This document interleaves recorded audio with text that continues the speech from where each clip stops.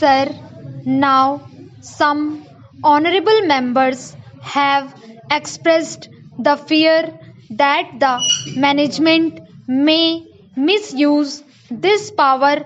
I have already made it clear that the present provisions already there in the act, and this is an improvement that we say that instead to forfeit wholly, he can have the opportunity or the power to forfeit it partially.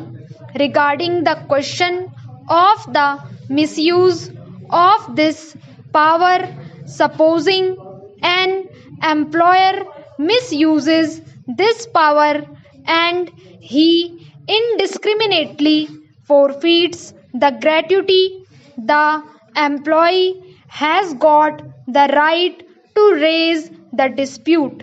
He can dispute it, contest it.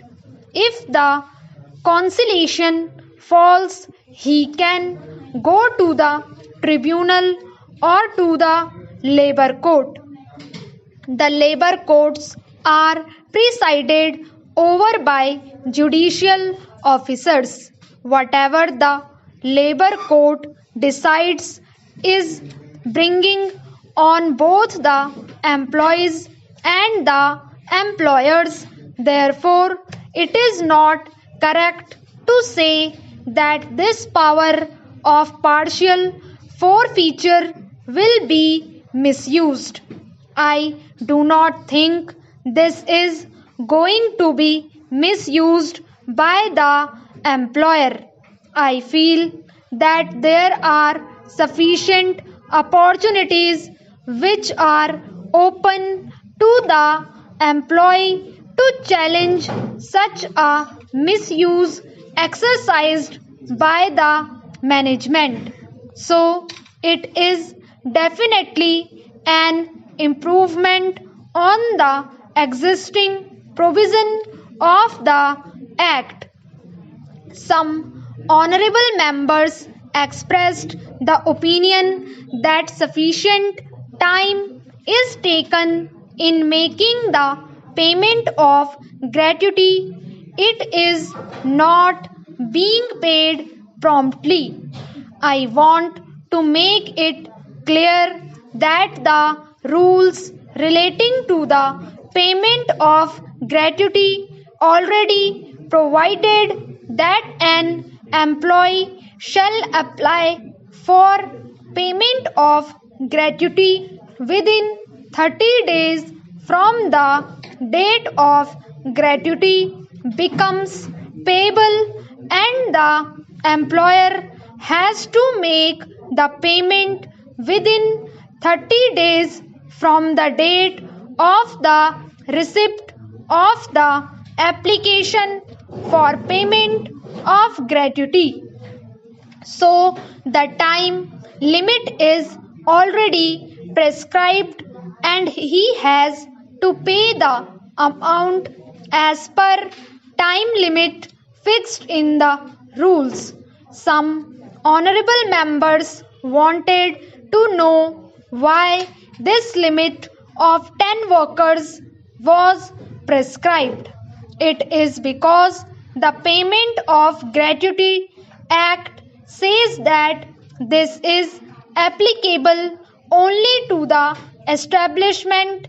In section 2, it is said to what category of industries and establishments it is applicable. So, in the Act, it has been made clear that such other establishments or class of establishments in which 10 or more employees are employed or were employed on any day of the preceding 2 months by notification, especially in this behalf.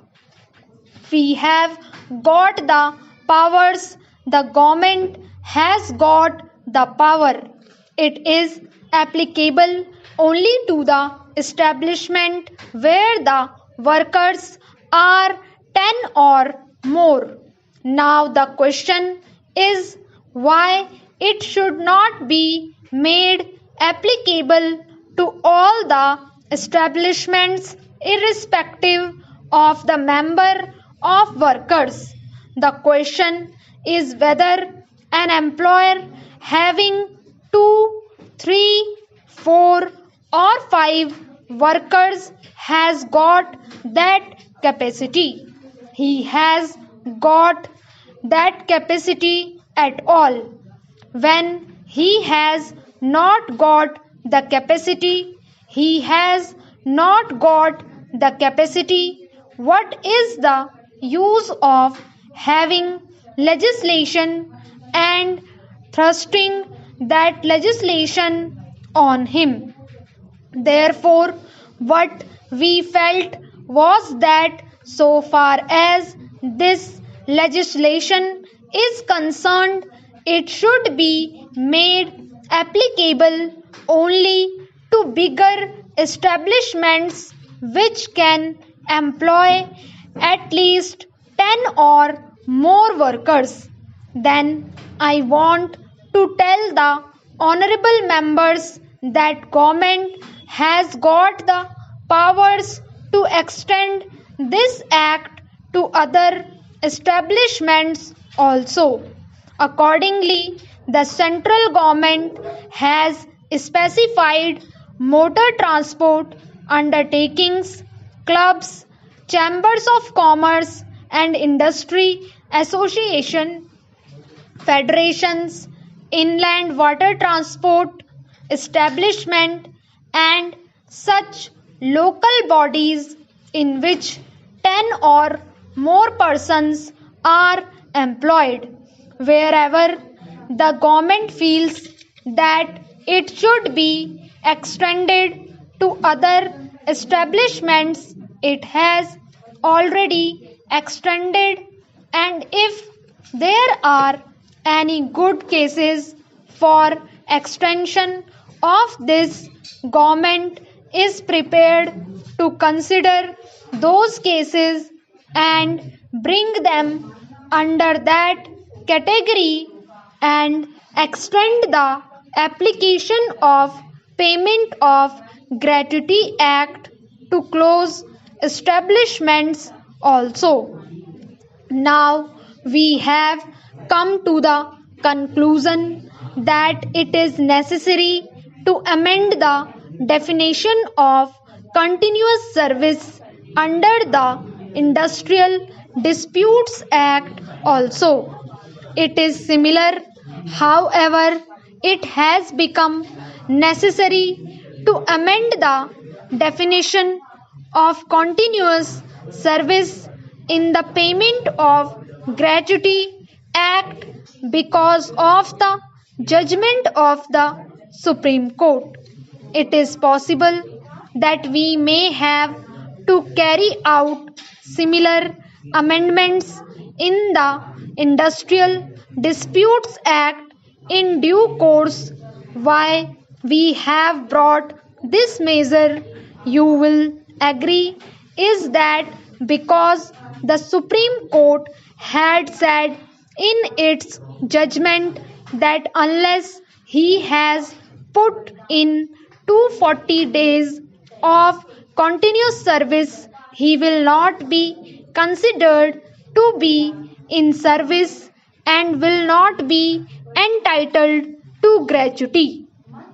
What we have said is for the definition of continuous service, he will be considered to be in continuous service even if he is on unauthorized leave, unless he has been punished by the management, and for punishing the worker, the management has to punish under the standing orders. They cannot punish him offhand according to their whims. If he has to punish him, certain procedure is there which has to be gone through. After completing the procedure, only he can punish him. If the employer is misusing the powers, then the employee can raise the Industrial Disputes Act.